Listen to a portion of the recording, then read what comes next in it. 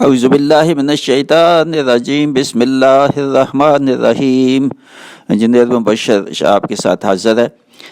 آج اس دعا کا بیان ہے جو نبی کریم صلی اللہ علیہ وسلم اکثر جو ہے یہ دعا پڑھا کرتے تھے، اور یہ دعا بہت ہی عظیم دعا ہے۔ سورہ بقرہ کی آیت 201 میں اس کا ذکر ہے، اس سے پہلے 200 آیت اس میں بھی بتایا ہے۔ دعا کا طریقہ اللہ تعالیٰ نے سکھایا نبی کریم صلی اللہ علیہ وسلم کو بھی اور ہمیں بھی۔ بے حد عظیم دعا ہے، دعاؤں کی سردار کہہ سکتے ہیں اس کو، چوٹی کی دعا ہے۔